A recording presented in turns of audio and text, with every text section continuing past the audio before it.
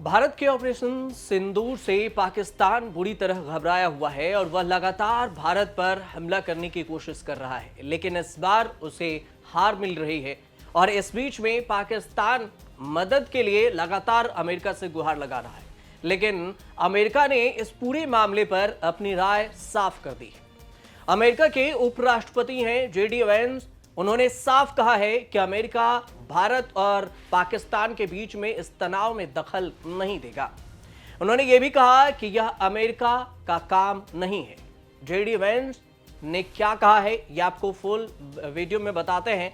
Fox news को दिए एक इंटरव्यू में जेडी वेंस ने कहा कि अमेरिका दोनों देशों के तनाव कम करने के लिए कह सकता है, लेकिन इस जंग में शामिल नहीं होगा, क्योंकि यह हमारा काम नहीं है और हम इसे कंट्रोल नहीं कर सकते। उन्होंने यह भी कहा कि अमेरिका न तो भारतीयों से हथियार छोड़ने को कह सकता है और न ही पाकिस्तानियों से, और हम बातचीत के जरिए इस समस्या का हल निकालने की उम्मीद करते हैं। हमारी यह भी उम्मीद है कि यह स्थिति किसी बड़े युद्ध या परमाणु युद्ध में नहीं बदलेगी। हालांकि अभी ऐसा होता नहीं दिख रहा है कि ये युद्ध वाली स्थिति। अब इससे पहले अमेरिकी राष्ट्रपति डोनाल्ड ट्रंप ने कहा था कि अगर वह इस स्थिति में कोई मदद कर सकते हैं तो जरूर करेंगे। उन्होंने इस स्थिति को डरावना बताया था और कहा था कि भारत और पाकिस्तान दोनों से उनके अच्छे संबंध हैं और वह चाहते हैं कि दोनों देश मिलकर इस मुद्दे को सुलझाएं। यूएनएससी बैठक में जो बेनतीजा रही है वहां से भी, क्योंकि इससे पहले पाकिस्तान के संयुक्त राष्ट्र से भी झटका लगा पाकिस्तान को। पहलगाम में हुए आतंकी हमले के बाद भारत और पाकिस्तान के बीच में बढ़े तनाव को लेकर संयुक्त राष्ट्र सुरक्षा परिषद जो यूएनएससी है उसमें एक गुप्त बैठक हुई थी। इस बैठक का नतीजा भी बेनतीजा था। इससे पहले देखें तो सोमवार को दोपहर बंद कमरे में 1.5 घंटे तक पाकिस्तान को शर्मिंदगी उठानी पड़ी। इस पूरे बंद कमरे में उन्होंने बैठक की और आधिकारिक बयान ये सामने आया कि उधर से कोई उन्हें प्रस्ताव नहीं दे रहा है, न उनकी बात सुन रहा है।